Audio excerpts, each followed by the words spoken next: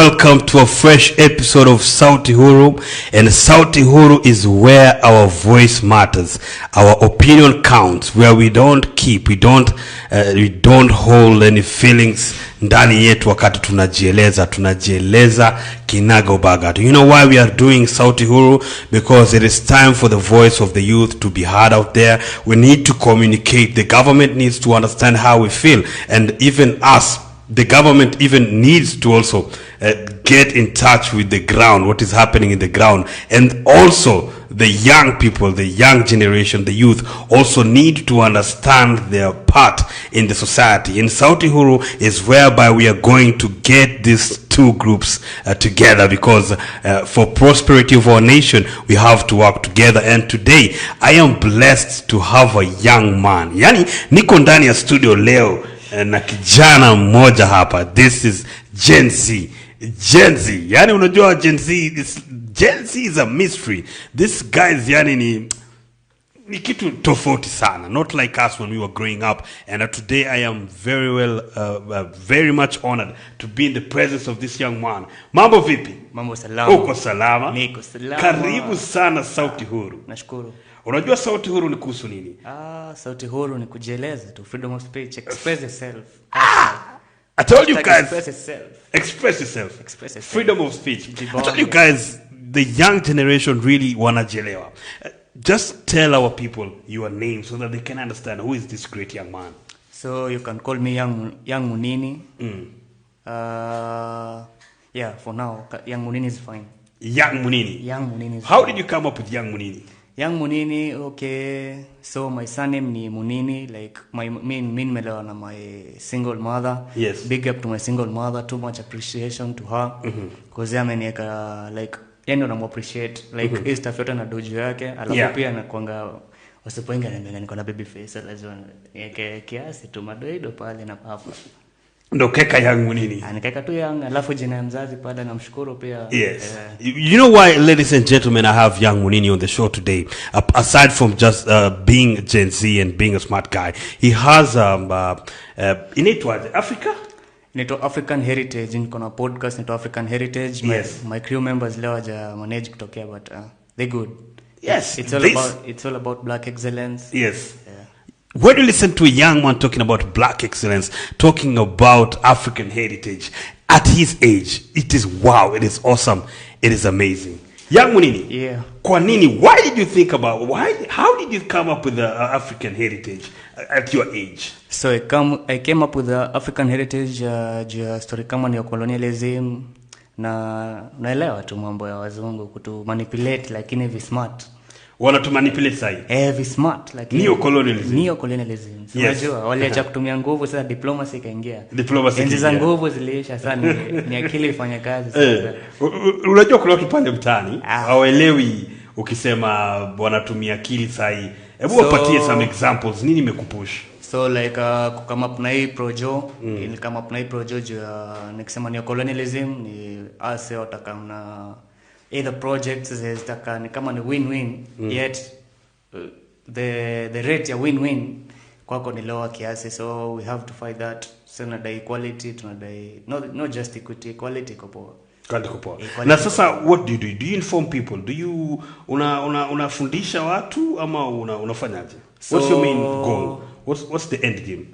The end game ni for now, unajua benye bila shilingi ni tricky kiasi kujulisha wasee mambo, lakini nashukuru Mungu nimepatana mzee mnyama hapa, Mr. Nani? Rie baby. Mr. Nani? Rie baby. Ladies and gentlemen, on today's shows we're going to talk about a lot of issues that are really affecting the public and vijana sana because we were on the streets right today earlier on.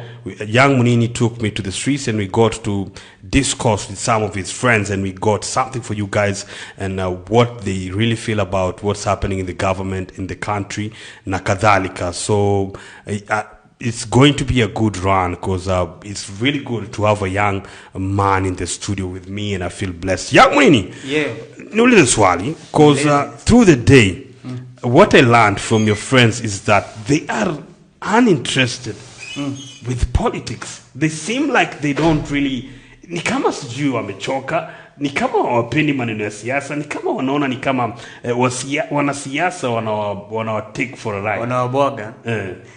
So me like reason big yenye ina happen hivyo ni like sema ni information exposure. Information exposure ni stuff, ni factor kubwa sana in terms of perspective. So perspective yao kwa politics, kuna politics ni like shit or something. Maybe tu ni information umekuwa kupata na exposure, maybe their parents at home wanasema hiyo kabila nini, you know, something of that sort in the society. Ina nini hizo stuff. Unapata it's like they have already they have a picture of politics yenye haivutii vijana. So we misunderstand the picture. We misunderstand the picture. By the 2027 manze #vote. Politics ndio itakusaidia juu kidai hapa kubai shamba sasa hivi uone mzee mnyama. Mzee mnyama haizi kuzeo shamba kama ana title deed, na hiyo title deed itahitaji policy. Yes. Politics hapo ndio inaingilia. Guys, are you listening to this young man talk? That is very important for you guys to vote. So do you think because now young Munini, we have to get the Gen Z kutoka that situation, you know, information exposure, just like you said it. What will be the best way to reach the youth? Juni kama bado tujafikia. So mimi naweza sema apart from social media tunaweza ingia sasa kwa hood. So social media ni like one factor yenye inaweza fikia say, because social media iko na access kubwa. You can get to you can access many people with less energy. You just do your thing. Otherwise bado tunaweza ingia, kuna watu na smartphones, like individually based na smartphones. Shilingi imepotea kiasi, so inabidi sasa ndio nijue kama kuna kitu kama Sauti Huru. Labda nikipita hivi kwa kona nione pale kama vile tunaona Eltezi. Yes. But you know, young Munini, unajua unasema information ifike ground. Does this mean that the devolved unit ya serikali, devolution, county government, haikuji ikafikia pale mtaani? Maybe you're not getting the information. Information na kama inafika, nimekwambia like what I told you earlier, it was about either your perspective iko determined by hizo factors mbili. The information na the exposure. Hizo ni vitu mbili different. So wakiona like politics, tuseme like when I was quite younger, mine za 28 to 7 time kulikuwa na hizo stuff. Si tulikuwa tunaonanga like Wajaka na Wakikuyu na wase enemies kabisa. So ndio Mjaka akipatana na Mkikuyu chuo, ilikuwa wasikumiane makonde. Ni makonde tu zitembea kiasi kwanza, wakikatiana kidogo. So hiyo ndio ile exposure walipata, like Raila and Kibaki, their tribes. The information they get and the exposure they get ni from the chaos. So like hapo ndio walitatiza kiasi, but that's where walipoteza interest. Walipoteza interest kabisa na politics.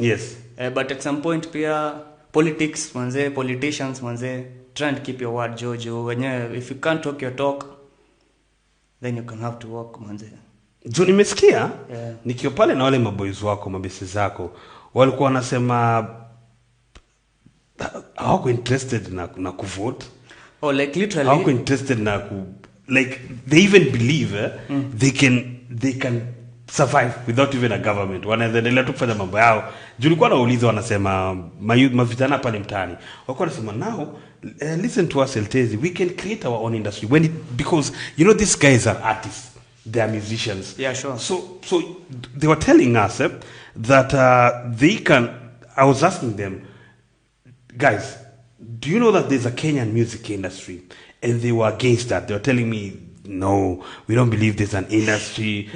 They can make their own industry. So I got a sense of like these guys they lack a sense of belonging. Wanna feel like they're not part of the music industry. Nika industry mwatenga kando. So they believe they can function alone. Na ikaingia pake ikaspread kwa gava, wakakuwa like, man, si tunaweza tuka bora kwetu vile huko tu. Kuna wadenyo umesema before nilize hii swali, kwa swali lilikuwa niliza kuhusu devolution. Yes. So like in terms of devolution, personally mimi niko na business plans, Yes. mimi niko na projects ziko underway, niko na my crew, the African Heritage, kuna Kiptangus, kuna Billy, kuna KB, kuna Karim.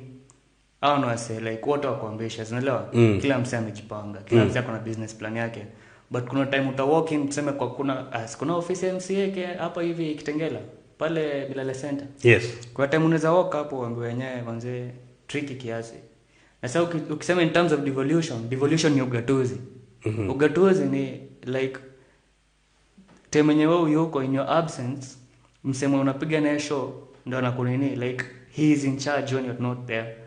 So like ndio hiyo ndio ifikie like the youth wafikie hiyo point yenye wako in success to the national government. Like hizo steps kaki na MCA manzee washughulike bwana. Wanafaa wafanye washughulike wafanye kazi Yes. wafanye kazi bwana. Ndio ifikie mavijana. Wachangamke ifikie vijana manzee. Yes. Cause next nimechekia stuff with connect by the kwa gazeti. Cause the next 5 years ama 10 years mimi sitakuwa youth tena. Unaelewa? Ai yangu nini wewe utabaki youth. Wewe kwani youth unajua ni 34. And I think you're very far. Utakuwa half. Ni vena nataka kuwa anonymous. Sitaki watu waje. Unataka watu waje yako. Feature white. Feature white. Ndio nimedunga white. Yes, na umedunga white. Nasema sasa. Yes. So vena sema ni like asset wapige kazi devolution manze kama kuna forms zinaweza tembea. Mimi niko na chama by then hiyo crew yangu tumeanzisha chama. Mko na chama yenu? See like kuna vitu zenye government na work nazo. Nimekwambia information ndio na kwa streets. Yes. But actually social media na hiyo kuingia kwa streets down ita change lives. Mimi niko sure ita change lives. Mimi niko na project underway, neto yangu ni company manze yenye kuempower na kuinspire. So hiyo itakuwa na come kuinform kabisa like yes. Hiyo ni after feeding information safi sana. So young Munini, I'm trying to understand you vizuri. Unasema the challenge is that hata wewe sahi uko na maprojo zako, uko na mipango zako, uko na idea zako na vision zako, but unashindwa ni nani utaface. Ukienda pale kwa MCA ofisi yake hakuna mtu unaweza face. Unapasiti kumface but basically they're not there for you. Yeah. National government the same. Kuna national government to be honestly sijafika bado kwa national government. Na hii story ya Youth Connect ulisikia nimeona ukitaja what happened? Nimesikia story ya Youth Connect manze but sijakuwa na copy safi kuihusu kwa hivyo yote again information. Sijakuwa na ile precise information inaweza speed kwa public say. Yes. Young Munini, social media. It seems like is it like vijana wanapotea kwa social media that wana lose touch yao na reality in terms of even gava kile na happen vitu kama unaweza sema that the youth are getting lost. Watu wako sana TikTok, yani vijana wame sana kwa hizo ma social media. Ni wapi tuna lose vijana wetu? So social media inakamna illusions zake. Utapata msee pale mimi msee niko Instagram, niko different hapo kabisa. Because kila msee anajaribu kufake life. Yes. Kuna hiyo slogan ya fake it till you make it. Kuna hiyo pressure yenye msee ajaji discern like hiyo ni lack of discernment. To be honest, social media pia like hizi vitu kama venye vijana wengi wamesakam to drug and substance abuse like all na feel to everything is fine. Like they can do anything, like anything can be done. Not just something but anything can be done. So unapata hadi msee pale kuna the previous show yenye ilikuwa hapa kwa msee alikuwa anasema kuna hiyo like inappropriate videos kwa social media of which ni hazardous sana kwa the coming generation. Sijite kwa inaitwa aje si ndio Gen Z like sina copy. So like hivyo tu ndo tunasema unapata that you guys most of the youth are faking their life on Instagram. Kuna imperfections mingi but hizo imperfections mingi kama niliwaambia factors on information na exposure manze. What to expose? Juu uweze compare like literally naweza kupa example safi zinaweza support information exposure. Yes. Uweze compare mtu mmoja alisomea maybe KISS hapa Kitengela International. Yes. Na msemo ame through public schools to tertiary education. Yes.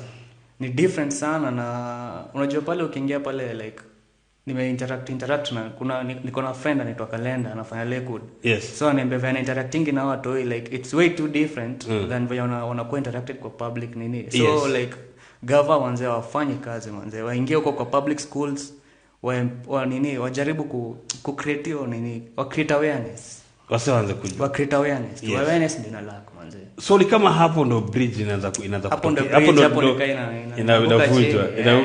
inaanguka chini. Unapata kuna mtu hii amesomea huku exposure anapata poa, but the guys on public schools wapate exposure poa. Yeah, wapate like exposure, like information yenye patikana kwa nini pale, like literally public school unaweza pata mtu amekam, tuseme amekam tu, amekam chuo, tuseme amekam amechelewa. Yes.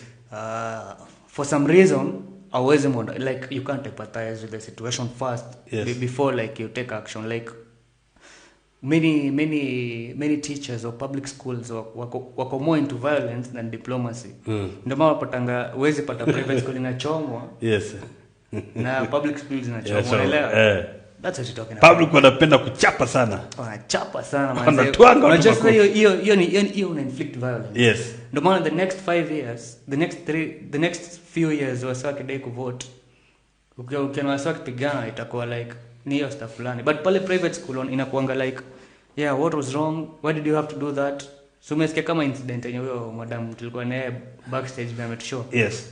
Kulikuwa na hiyo substance fulani ilipatikana, mzazi kama approach vizuri like, can we have lunch today? To what extent did you come to, like, did you have to abuse this thing? Did you have to use this thing necessarily? Yes. Not. It's like it's never essential. Yes. Akishamuonyesha like, okay, you umenielewa, but umenionya pia. Yes. So like in a more calm way, like wasawa kwa temperate. Yes. Ladies and gentlemen, you know that Sauti Huru, we are interested not in those sana the guys that are in university, young men out there, wealthy, wako wamepata zile opportunities, but more so we also want to know where is our lost youth, where are they, how can we find them, because in them lies treasures, hidden treasures that are very good. Ukienda pale mtani, I kid you not, walk to Kitengela, walk to the streets of Kitengela, you find a random guy and you ask him what he does. Nimepatana na kijana anachana mistari mbaya, and this is someone you siku unexpect. Yeah, sure. He's there doing his assholes. Like the guy is really talented. So we really need to know and find a way that we are going to balance everything. Young Munini, nikuulize swali. Umeongea kuhusu drug abuse. Yeah. And especially I'll start with weed. Weed, cannabis. Yes, cannabis. And the Gen Z generation, they are really passionate. Some of them, most of them, let's just say most of them have interacted with them. Yeah. They're really passionate about, smoking weed and consumption of weed. There was one I spoke to Sauti, on an interview, Juzi, Sauti Huru, and he told me live that, you know what, you can't blame the drug. If someone is bad, they are bad. Whether they're consuming the drug, ama nini. Why do you think that at your generation, Gen Z wengi sahi, wamependa sana kuingia kwenye the consumption and the usage of cannabis? So like ndio tufike kwa hiyo point ya wanatumia cannabis hivyo sana. Yes. So mimi naweza kuambia social media. Ulisikia wale marapa tulikuwa nao asubuhi wanasema stories za Memphis. It's all about Memphis. So huko ni hiyo social media inawapea the wrong information. It's all about the information and exposure after all. Ni vertical displayed. Yeah. So by the way they spoke about influence huko juu msana like ana feel fit sana akipuff those two nini. Yes. Whatever. Yes. Na kuna Glock in his lap. Wao wana feel this must be the lifestyle. Jolo wasao wako na do na wana feel ni kama teseki. Of which deep down si wasanii wengi huko majuu wana live your life and wana live kwa music. Pia wao wana fake. Yeah, they faking it. Yes. Na hiyo ndo kitu sisi sasa tunakuja tunatoa kutoka wao. Wana import. Tuna import paka matabia zao. Na import hadi tabia zao. Oh my goodness.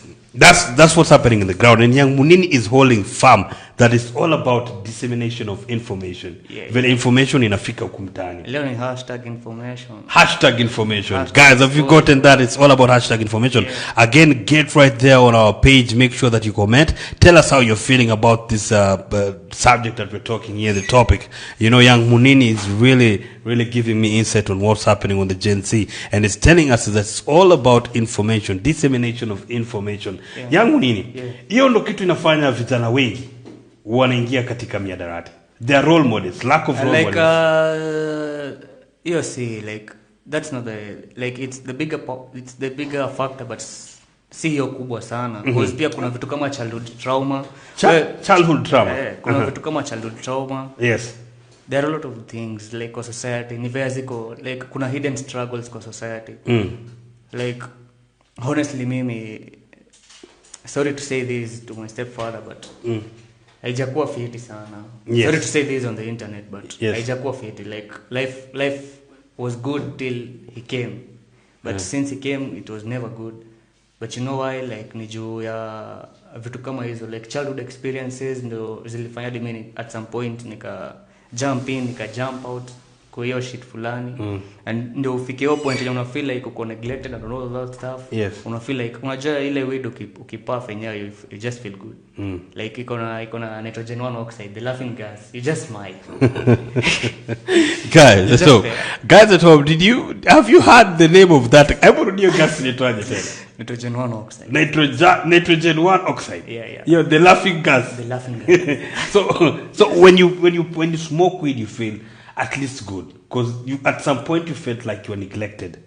Yeah, like for me right now, maybe niki smoke weed, if I do liquor right now, like I'm doing it for fun. But then when I was in, hizo ni vitu bedhe mi zilinipea like experiences worst kabisa kwa life yangu, but siwezi ziruhusu tena like zikam tena. But ilikuwa ni lack of information, ilikuwa ni lack of exposure. Juu nilimit na my friends, big up to my friends wenye walinipea mental food.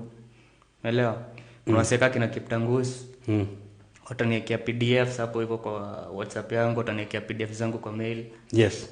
Watani big up to like, wataniambia bro, manze kuna waseka kina Kiba watakwambia boda, you're not like, no one is responsible for your life. Unaelewa? Yes. You're responsible for your own mindset, you're responsible for your own lifestyle, you're responsible for your own like everything about you, but not about life, because God above all, after all. Guys, this is deep. You hear what Young Munini is saying? This is someone who was self-conscious, right? Yeah. And it's not what most people see out of Gen Z. What ukiangaliaga Gen Z wanaona this is a lost people. And what because of again the kind of information imetolewa pale. Because I think the public also, what they appreciate or what they sell. Kuna dem fulani hapo niliona Gen Z alikuwa na you know, majenge anatukanana, anasema maneno machafu, but mseka huyo ile attention alipatiwa na media, alikuwa amekuwa instant star, but right after that we hear nothing of her. So I think also what Young Munini is saying is that we need to give attention to get to understand ni nini msea anaweza do. Like vile umesema, like vile unasema the public wakiona Gen Z wanaona tu immoral behaviors and all that stuff. Hawafai kujudge a book by its cover, na hawafai kucondemn msee, unafaa kuunderstand. Unajua kuna ile stuff inaitwa understanding. Ukiunderstand mbona msee ako hivyo, utaishi naye venye yako, unaelewa? But wezi just bump to something if hujaelewa stuff. Otherwise pia wewe uko na kasoro. Unaanza tu kumzushia na toja mwelewa. Yeah, unafaa tu unamsikizia like what's wrong. Yes. Sikizia story yake kwanza kabla asikie story yako. Yes. Na kuna wase wanasema Young Munini because there was an argument like a couple of years ago between the big industry players wa muziki, and I saw that most of your friends are musicians. At some point they even called you, they say that this guy can be a good manager. Kuna mtu alikuwa anakupropose na Young Munini can be a good manager, which we congratulate you for that. And what your artist friends were, when we were discussing, we got to talk about unapata zile music mnatoa, kuna wasee wanasema zile ngoma mnatoa ni ngoma zenye zina future, hazina message, you know, the language you guys are using in that song. Do you feel like guys are just fighting you, ama it's real? There's some part of there's some portion of the Gen Z artists that are just doing music that is So, of no sense. Hivyo umesema like kwa mapioneer music au music cartels maybe, Yes. if you can call them. Yes. Hivyo uliambiwa asubuhi na wale vijana wangu because wao wana aim global awareness. They not just here like for the country ama for the continent. Yes. Nataka ifikie kila kijana like, globally, unaelewa? Yes. So like literally producer wengi wa Kenya mimi niko na producer. Mimi niko na boys anaitwa Genef, wewe ni producer mfiti. Yes. Yeah, at least ana diversify. Yes. But most producers watakupa ile 90s rhythm, ile wanaona nini tu. So the only thing unaweza tema na hiyo beat virahisi sana ni kitu kama genge ama like unatema tu like. Na hizo zinapata publicity. But kuna vitu kama kuna type beats zenye si tupate, unaelewa? Yes. Kama type beats za kutema spoken word, msee mwenye anaweza nipea type beat ya kama kuna producer anaweza niwe type beat ya kutema spoken word. Instagram yangu ni His Kimanthi manze, nitafuta tuone basi Rudia tena. His Kimanthi. His Kimanthi. Yeah, His Kimanthi. Ama email yangu muninibrian@gmail.com. Acha tuone kazi unaweza ekelea basi to prove wrong. Yes. Cause mimi naweza sema like like unaweza pata msanii kama for example no offense kina Bahati na Willy Paul gospel artist. Yes. But wali change to like ukiweza sample beats za Kenya like ziko almost ni difference tu kiasi. Unajua mimi niko na friends wenye kompi kwa sawa. So niko na producers watakwambia yenye hii beat manze inafanana na ile fulani. Manze na hiyo ifurahishi. Ndio maana wale maboys walikwambia recordie kijani kuliko waingie tu kukaa kwa the same spot for 10 years. Yet wanaweza jaribu stuff and wanaweza jenga for that 10 years it change life for the next 11th year. Unaelewa? Kitu revolutionary. Yeah, kitu revolutionary manze. Kitu mzuka. Kitu mzuka. Young Munini na tukikam kwa vijana, si ndio? Gen Z. Yeah, Gen Z. Na easy functions that a national government in a host. Kama nilisikia ukiongea kuhusu Youth Connect. Yeah. Do you feel like you guys were well represented? So me when I feel nimesikia Youth Connect, nimesikia Talanta Hela, yes. Nimesikia all that stuff. But all that stuff haina meaning like kama uta invite pioneers kwa hiyo event. Because hiyo uki-invite pioneers kwa hiyo event, mimi nitapatikana wapi? Honestly, rhetorical question about that. Manze ni ngumu sana. So sasa kitu tutafanya manze watu tusundia maseminar. Hadi si lazima ikuwe gava. Kuna ma investor huko nje manze stepping up, do something for the youth, do something for the future. Revolution hashtag. Yes. Young Munini is telling us, ladies and gentlemen, that even in these seminars or forums organized by the national government, they don't feel represented. Kwa sababu hamupati nafasi hata fursa ya kuattend. Nyinyi mnakaa tu kumtani. Hadi kuparticipate na mumeachwa huko juu, mumeachwa huko chini. Yeah, sure. Hakuna mtu kukutetea. Yeah. Ni wewe uamke asubuhi upiganie haki yako. Yeah, ndio maana ulisikia sana nasema wanaweza create empire yao. Yes. Bora basi uko na hiyo feeling wanaweza create empire. Yes. Do you think Young Munini, the fact that the government imeachilia hivi vijana inaweza kuwa ni one of the reasons why unapata pia kuna drug abuse mob so wanaingia into depression, mental health? Can it be one of the causes? It's one of the factors that is na catalyze your stuff. Because mimi naweza kushow like wakianza vitu kaza seminars wakuja tu ku enlighten mindset. Si lazima hadi wakamna do ama wakamkufund msee. Enlighten mindset ya msee afikirie venye anaweza mbea mamake nipe punch nichukue tray ya mayai nichemshe hapa nje nipate do ya kuingia studio niko na ngoma nafaa kuangusha. Like hiyo like enlighten msee, empower msee. Yes. Kwa like kwa inspiration. Yes. Empower msee. Akwe mbigi, akwe mdogo, empower. Yes. Empower. Young Munini, ladies and gentlemen, according to what I'm getting from Young Munini and many youths out there is that there is a culture of lists. Kuna culture list ambayo imeingia Kenya sana for a very long time, and even on Sauti Huru we'll just address it right now, whereby you find in every event, in every organized forum, seminar, you know, where the government is involved in, equal lists. Yeah. Now that list is curated by the same people. Sure. Now it's time like we tuachane na hii story ya lists. We start giving an opportunity, an equal opportunity to everyone. Ukiangalia public figures wenye wametupea success like big appreciation to Eliud Kipchoge, yani anasemanga no one is limited, like hauko limited. So like kama uko limited usipate like kama gava isi limit wase, like kama ni place kuna stadiums big sana, kuna fields mingi kwa hood, kwa kila town najua kuna field yenye inaweza fikia wase, kuna ile hata kama si field yenye inaweza host hizo political things, but kuna field yenye watu wataenda kuchezea futa, lazima utaona ukienda kwa kila town utapata watu wanacheza futa.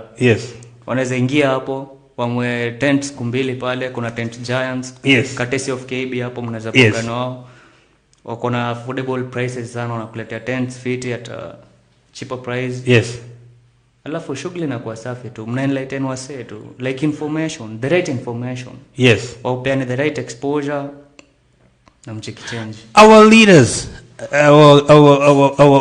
our partners, people who are playing pivotal roles in this. The voice of the young people today on Sauti Huru is addressing you, is speaking to you passionately and requesting that they need information that will help them catapult their lives onto different levels and become even greater people. So when you sit there and you know that you have this information, you can reach out to Sauti Huru, reach out to young men like Young Munini. Young Munini is even giving us an idea that we can set up pitch-up tents, that on these tents we are able to share information. He's telling us the biggest problem of the youth out there, the Gen Z, is that they lack the necessary information and the necessary exposure. That is what I'm getting right here on Sauti Huru today with Young Munini. Young Munini, umesikia kwamba unafika mahali kama ndani ya mchezo, sports. Na ukifika pale kwa sports, sometimes watu wanasema kuna kuwa na ubaguzi katika kuchaguliwa kwa players or tribe, ukabila. Because I remember when I was a young man at your age, and I spoke to one great mzee, may his soul rest in peace because he passed away, and he told me, we bana football, nimwambia leo kabla gani kama mimi mtaita, akana we bana ball inachezwa tu na wajaka na waluya. Do you think hiyo pia ni kitu yenye na limit vijana, tribalism na mambo kama hizo? Kuna hizo vitu like nepotism, hizo stuff. Naweza kuambia few organizations manze, like ni versus zitaja for the reputation of the organization, like kuna vitu kama nepotism, kuna tribalism, kuna stuff mingi, kuna corruption, kuna stuff mingi zinafaa kuwa erased, lakini zitakuwa erased. Huyo msemo yako hapo juu hizi zi erased tena, juu ya shazi experience. So kuna msemo yana come. So like wewe unasema sahi, of course wewe ni millionaire sahi, ndio? But you need more millions to make a billion. Not because you need money that much. But because unadai mtu wako akidai kufika Malaysia ama kufika hapo, ana step on Bahamas. Something like that. So like in short una build generational wealth. So ndio generational wealth iko sustained, lazima kuna generational information manze, lazima kuna information yenye inaweza sustain your wealth. Otherwise hadi ukimwachia 100 billion kani ya kusplurge kwa splurged. And how do you think Gen Z can play a part in mitigating the effects of tribalism, mambo ya ukabila? Unaona kama Gen Z inaweza kuja kumaliza hii? Do you think there is an end to tribalism? Mimi na feeling kila kitu inaanza kwa akili. The moment umefikiria kitu, by the time we manifest, hivyo sana inafaa kwa. So vile umesema sasa, create hizo seminars, #fight tribalism, #fight nepotism, hizo vitu zote tu, corruption, waeleza tu like unajua ukianza kuset business unaangalia SWOT. Kuna SWOT. Kuna the strengths of the businesses, kuna the weaknesses, kuna the opportunities, na kuna the threats. Like wakam tu kwa ground. So nasemanga wanakam kwa ground wakiomba kura. Wakam kwa ground tena kawa waombe kura. After sasa wameshaingia. Wakam wanaeleza the two sides of the coin. The two sides of the coin ya corruption. Ni mwenye kwa hiyo corruption ana benefit. Na mwenye suffer from your corruption naumia. Naelewa. Wow. Ladies and gentlemen, that is beautiful. We are here with the Young Munini. Even as we get to engage more on this, he's spoken about tribalism, and for sure he's a great young man, and there is gold in young men. Yani ndani ya vijana iko dhahabu mingi sana. Young Munini, wewe pia unatoa muziki? Mi ni poet. When ni poet. Word, mi nitaandikia msee. Yes. Mi ni writer pia. When ni writer. I'm a multifaceted personnel. Yes. Yeah. You're a multifaceted personnel. Yeah. Now, have you ever earned from your poetry, your music? Yeah, honestly, nilikuwa na strategy ya ku bring out hizo poems zangu na spoken words kupitia my daughter. Sasa niko na daughter ko 3 months old. So hiyo ndo nitamtumia jewels. Wase sana wana tension kubwa sana kwa watu hii. Mtu angeshangaa. Sorry nimedisclose information though. It's okay. You might on Sauti Huru you might find a partner. Unaweza kupata mtu #jibonge. #jibonge. Unaweza pata msee anataka kuongea nawe. So you're saying that you how do you want to do this with your kid? So ukiangalia like wase wengi wakiona kid wako very relaxed when feel kids are the right some media to nini. So you want to write for your kid. So at mingi nimeandikia my daughter. That is if aseme. Yeah, like and how do you know? Maybe hana your passion, maybe hana your talent. Maybe she doesn't want. Nategemea information tampatia. Exposure tampatia pia. Taditam.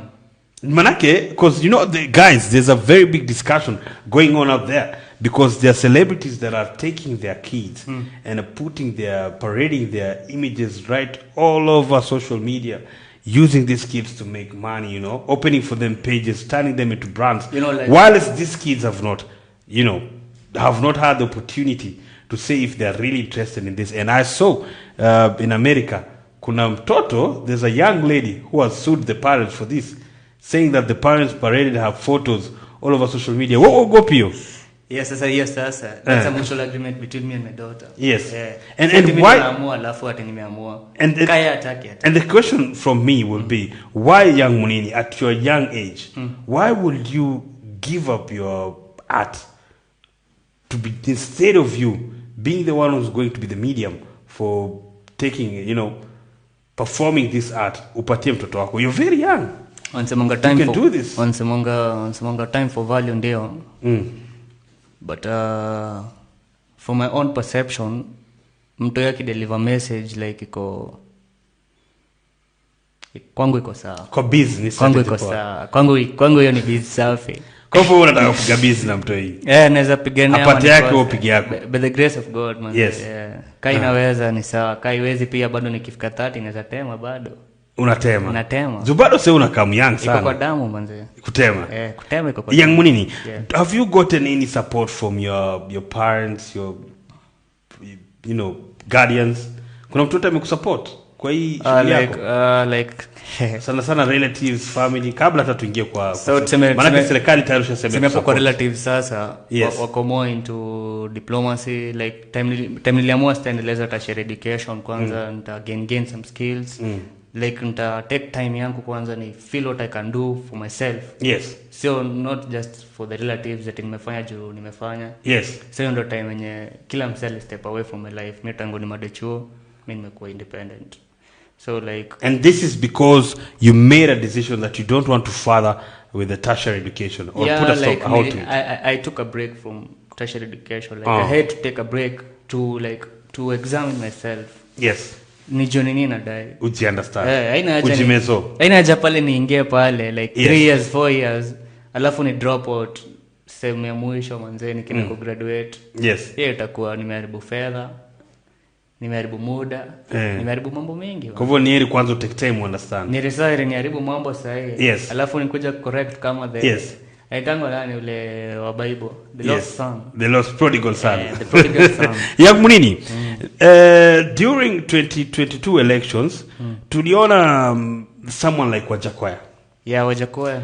Do you feel like mtu akitumia, if a politician comes, atumie kitu kama bangi, do you think he can change the minds of the youth? Anaweza tumia kitu kama change the minds of the youth. Do you think it's a good strategy? The good thing about Wajakoya, nilikuja na bangi in terms of enterprise.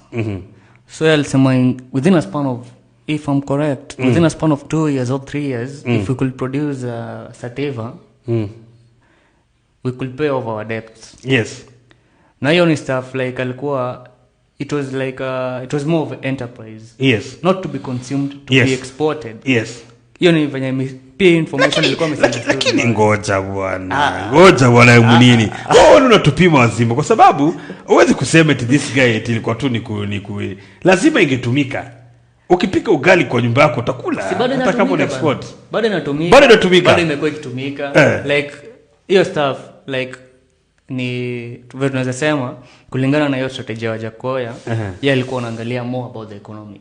Ukiangalia wasekanga kina Jimmy Wanjigi ama wako into economic development. Shout out to Jimmy Wanjigi manze, nitafute hapo hivyo. Yes, ladies and gentlemen, Jimmy Wanjigi najua ni shabiki mkubwa wa Sauti Huru. You're saying pick up Jimmy. Why do you think mbona unaongea kuhusu Jimmy Wanjigi? What is making you happy about him? You know, one thing I like about Jimmy Wanjigi ni real spill. Alafu ana think about the economic development. Alafu that guy is a genius. That guy like ana like anasema he's more akona integrity safi because ana go for cheaper things that are reliable than expensive things like they are reliable. In terms of if I can speak that kindly, kuna ESGR iliondo hapa hivi. Before yondo Jimmy Wanjigi alikuwa na project ya kutoka Mombasa hadi Malaba. And you know this. Wow. Sindio? So hiyo project ya kutoka Mombasa hadi Malaba inge change a lot of lives. Yes. Thika hayo ilijengwa juzi. Yes. Bro. Ili change lives za Wakikuyu. Mbona wase wengi like wakikam town nasemanga Wakikuyu wako na do jilipitia hapo kwa Wakikuyu sana. Yes. Like the infrastructure was improvised. Yes. It was enhanced. Yes. Na kitu kiko enhanced, of course there is the next level. Yes. There is the next level. So Jimmy Wanjigi manze, economic development #nitafute. Jimmy Wanjigi, this young man is a great man, and you've heard his ideas and his visions. I think he should partner with young men like that. Kwanza kwa historia yako ya African heritage. So unasema kwamba Wajakoya kina Jimmy Wanjigi ni watu wamekuja na new style of doing things. You know, like kasa at the moment, wasa wanaongelea all about the money. So ukipatana msemo yako more of an enterprise, ni msemo anaweza at least kukusaidia, not like shit anaweza kupatia everything, but at least he can get you some information, not the money, unaelewa? Maybe nikipata Jimmy Wanjigi si ati nadai ani invest akujenge. Nadai that talk. Kulikuwa na hii trend fulani ilipita juzi. Either $500 or dinner with Jay-Z. Mimi ningeenda dinner with Jay-Z. Yes. Jo ile information napata pale, it's way too much. Kwa hivyo unataka kukutana na watu kama kwa sababu information. Information. And you strongly believe information and exposure. Yeah. That's everything. That's everything for me. Unakuwa poa. Do you think that excuse me? Yeah. That politics, let's say going forward in Kenyan politics, people like Jimmy Wanjigi, who are businessmen, entrepreneurs, should get be given more opportunities by the electorate in Kenya. Watu ambao wanapiga kura wapate nafasi ya kupigia watu kura kama hao. Watu wanabiashara. Do you think there's a future for them? In politics, kuongoza nchi, not in politics. There is a possibility. Yes. Sani possibility ongezewe tu. Aonyeshe what we can do, like akona exposure, akona information lakini ana exposure. But don't kimseka Ruto akona exposure. Na akona information na effective communicator, unaelewa? Ruto anakuconvince ungetashuka kesho na ikose kushuka na utakubali. Umesikia vile yangu nini anasema Ruto kwenye maneno like sasa is an effective communicator. Like sasa Jimmy Wanjigi mimi kitu yenye naweza mwambia ajaribu attach lives the coming generation na do some philanthropy apate exposure. Wase kama Sonko anajulikana juu ya philanthropy. Sonko alijulikana juu ya rescue team sana. Yes. The exposure alikamnayo ya philanthropy. But usifanye philanthropy ndio wasa unafanya philanthropy like out of heart, compassion, art, love and hope. Hizo ndio core values za Young Munini company. Art, love and hope. Compassion, art, love and hope. Compassion, art, love and hope. Yeah. Young Munini? Young Munini company. Yeah, sure. Wow. So unasema viongozi kama Mike Sonko wanakuja wamefit bill. Now the entrepreneurs like Jimmy Wanjigi should come and fit the bill like that. Wakuwe Jimmy Wanjigi more vibrant. Jimmy Wanjigi sasa labda tuingie naye podcast. Mwanzo yako na information safi. If anaweza kubali. Ni msemjanja sana. Ni msemjanja sana. Alafu pole sana. Sorry guys, I have a cough. I'm under the weather kidogo. Let's Jaba. Jaba is a menace. Jaba is a menace. Jaba is a menace. Jaba is a menace. To the society. Mimi naweza kuambia Jaba is a menace juu previously place nimekuwa nikiwork recently. Nimekuwa nikienda samosas, bajias, some bitings. Yes, ndo nauza. So nilikuwa na work na a friend of mine anaitwa Peter. He's a close friend of mine. Yes. He's a good friend of mine. One of my best friends by that, despite your crack and all that stuff. Yes. So nimsee like hiyo story ya Jaba manze imemua effect mbaya. Jule msee ataingia Jaba hadi tuseme saa 8 saa 9 kila usiku. Alafu wala amekilia 6 manze atashtuka. Junini akileja relax. Akileja relax kwanza yeye aliingia Jaba, yeye alitama Jaba 3 kabla alale hiyo 3:30. Tena amke 6. Yes. Hiyo 2 hours. 2 hours for your body no ya kulala. Less. Kwa hivyo Jaba inadhuru vijana. Jaba inadhuru. Hizo sana vile nasikianga education ni beneficial in delayed gratification, vitu kama drugs and kama ngwai like kama weed. Hello loba. Ile Sauti Huru. Taja ngwai. Kama weed, hiyo Jaba, lika. Like effect zake utaziona sai of course. It's a take time. Yes. The delayed gratification. Yes. Yeah. Delayed gratification. Yes, sir. Hey, mtu wangu. Hata director huko anacheka. Anakusikia vile unatoa maneno. You have a lot of wisdom, young man. Kwa hivyo unasema Jaba is a menace to the society. What do you think why do you think vijana wengi wanakula Jaba sai? Ukienda base sai base imeshona. Base imeshika na unapata ni hata vijana wengine haona gaji ya kushika Jaba. And why will I say this? Because ladies and gentlemen, I was a strong follower of Jaba. And I was a strong member of Base. Na usiku sako. Mimi niko Aluta nilikuwa ni member mkubwa sana wa Aluta alikuwa mimi. Hata juzi nilikuwa nimekaa na rafiki yangu anaitwa Mike. Actually my cousin called Mike and we were discussing how we used to tunakula Jaba paka tukipiga nini. Na ulikuwa unapata sometimes yangu nini tulikuwa tunaenda Base hatuna do. Tunaenda actually tupepete Jaba. Tupepete Jaba tupate bag. Tupate ushuru, tupate bag. Mafegi tulikuwa tuna snap. Una snap hivi fegi na kama. As in like guys you just relax there kwa base ya Jaba na ngoja mtu akiwasha fegi. Someone lights up a cigarette, you snap your finger. That's what we used to do and survive with it. Why do you think most of the youth are in this situation? So wengi sana wamebezi imejaa vijana kwa sahi. Bezi imejaa juu ya stuff moja. Like kila saa msi ana grow ako like yana grow ako mbigi apate job alipe bills awaindae alipe keja like apate job. Yes. Literally you can own your own business. Yes. If you have the right information. Yes. If you have the right exposure. Hizo ndio vitu atutemi, hizo ndio vitu azitemwi, hizo ndio vitu Wanjigi anasema unaelewa.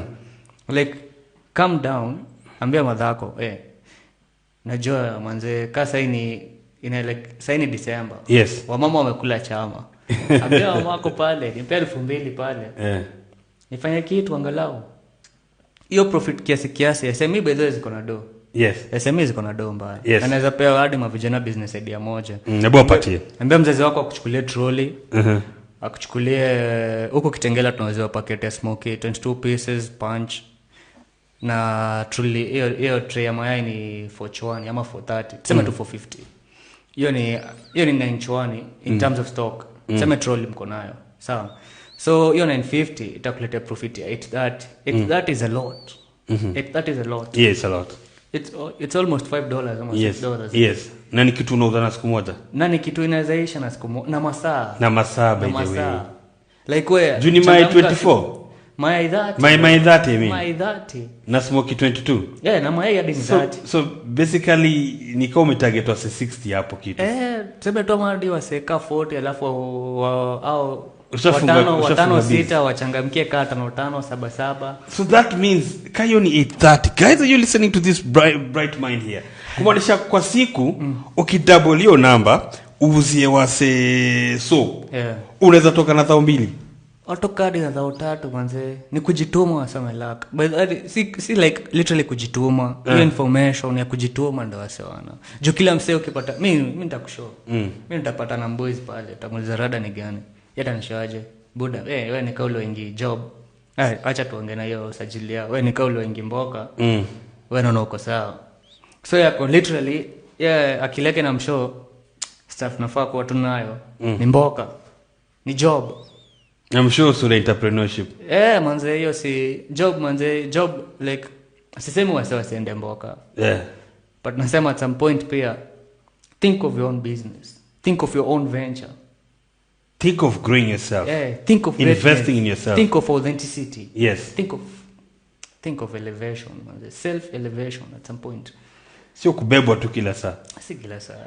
Just say organization sema like organization maybe wakamwa kushift ama ika fall out maybe due to some unexplained circumstances. Utapata wase wengi watalia kazi imeisha and whatever. But at some point pia wazazi manze mimi natasema support your children. Sikizia mtoto wako nini anaweza fanya. Usimwambie kila saa tafuta kazi. Mwambie ni kazi gani naweza kufanyia, naweza kutafutia, ni kazi gani naweza kuwekea. Tujiendeleze. It's a family. Wasieke tu vijana pressure ya kwa kazi. Ataamka ndio utafute kazi. Mimi kuna wiki 3 nimeamka nimechapa mguu na rafiki yangu Karim manze. Nimeenda kusaka kazi PZ. Nimeprint ma CV. Nimeprint photocopy my ID like photocopy ma KRA. Mnafika huko 3. Huko kuna hizo vitu kana nepotism manze pale PZ. Kuna nepotism, kuna places zingine like literally ni hata ukirauka kula kitu. Manze pale unaambulia watu. Unajua yangu ni vile una vibe hivi unanibamba sana juu mimi kuna day hata mimi nishaenda MJ. Watu wanasema eti gava. Acha nikupeste. Eti gava. Kwa nini wale yangu? Eti watu wanasema eti sijui gava. Nini eti nepotism. Mimi nishaenda nikachujwa kwa mjengo. Juu ya nepotism na ukabda tribalism. Tribalism imefika ground hiyo design.